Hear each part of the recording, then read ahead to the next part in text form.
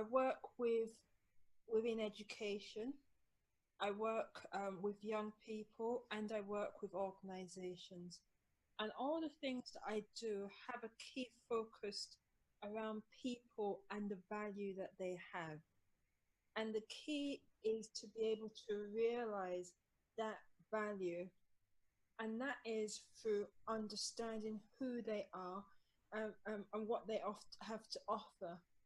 And if you think of that, if you think of value from the perspective of creativity, there are the basics whereby if you think of people, the things that you tell people to do that they do in a day on a daily basis. Because so when children wake up, they go to school, they're taught things, they do things, they pass exams. You think of people in wider society, how they relate to each other. You think of the workplace, there are things that have to be done.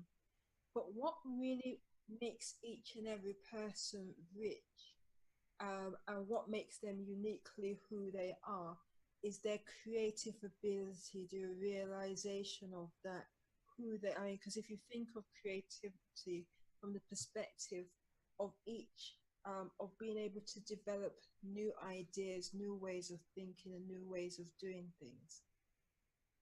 Okay, and do you sometimes find that a person is not as creative as they might like to be because they're not in the right place working with the right people? Do you find that there are certain teams or um, pairings of colleagues that lead to greater creativity compared with others?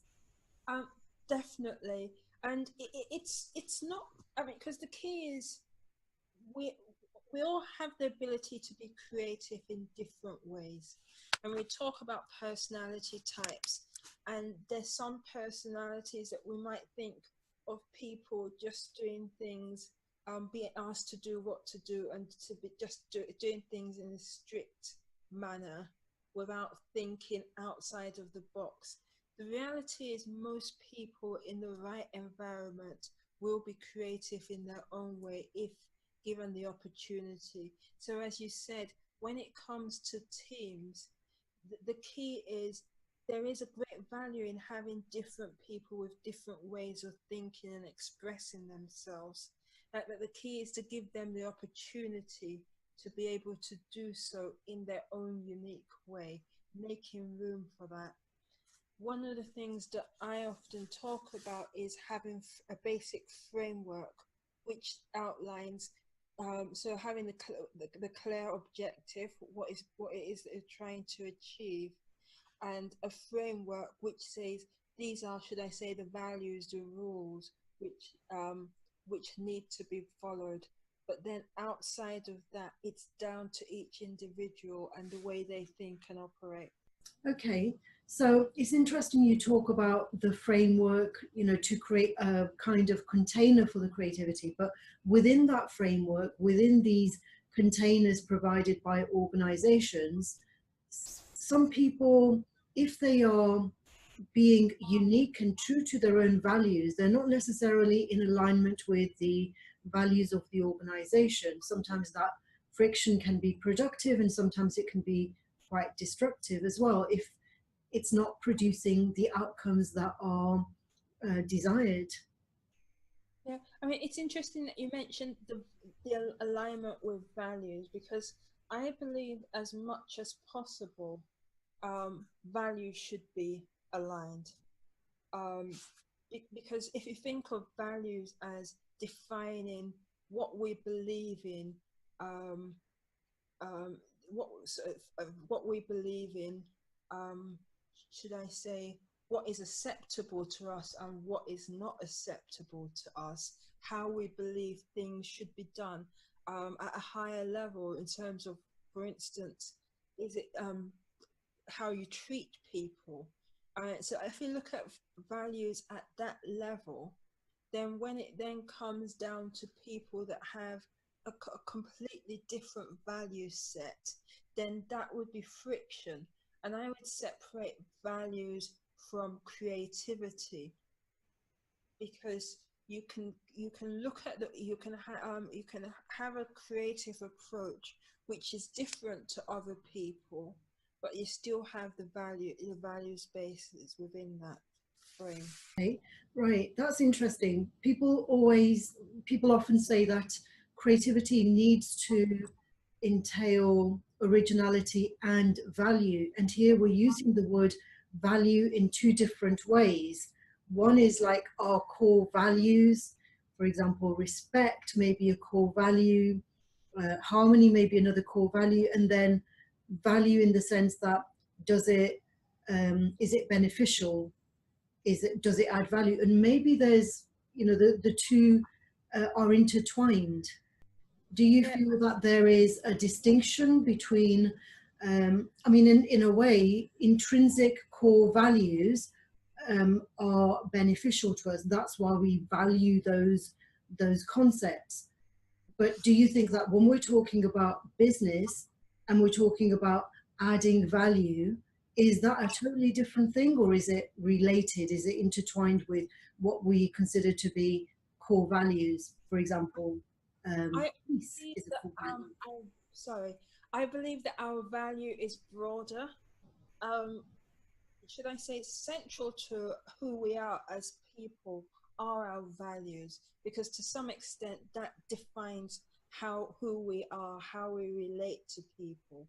But I think there's much more to our value than just our values, in that our value will also incorporate um, our skills and our skills and capabilities, the way we think and approach things, um, and how we make use of both our values and our skills and skills and capability, which then brings in our creativity and our ability to be effective and contribute.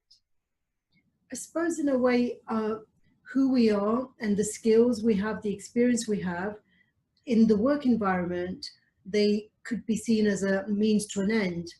Those Somebody will employ us for all of those things, our qualifications, our experience, whatever, because with, you know, with that kind of package, they think we will add value in some way to the business.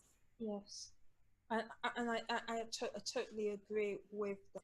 And by adding value to the business, it's like we're generating something which is useful. Sometimes it's a, with creativity, it's an intangible thing that we are generating. The intangible thing could be, you know, a greater efficiency in the way we produce something, or how we communicate, I don't know, more diverse ways of communicating with each other. For example, the way we're communicating with each other now is an outcome of creativity, because this method of communicating with each other just didn't exist even 20 years ago.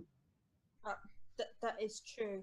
And in an organization that encourages creativity, it does employ people thinking of their value in that broad sense that we mentioned, the skills, the experience, and everything else that that person brings.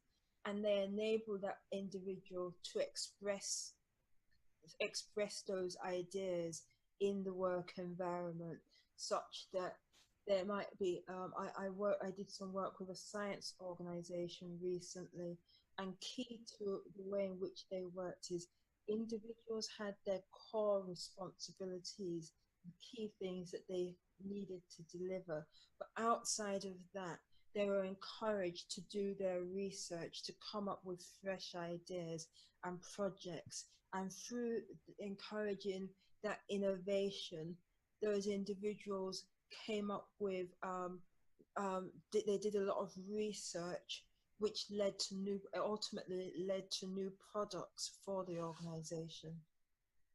And in many cases, that new learning can lead to not an outcome for the organization, but on the for the person themselves at the individual level, something that they may take away to a different organization. So the question is about investing in people's learning, in people's time, in people's creativity. The by an organization that invests very highly in a person's creativity needs to have those resources available, because there is the risk that the outcomes won't add value to the organization, they will add value elsewhere, maybe even at a competitor.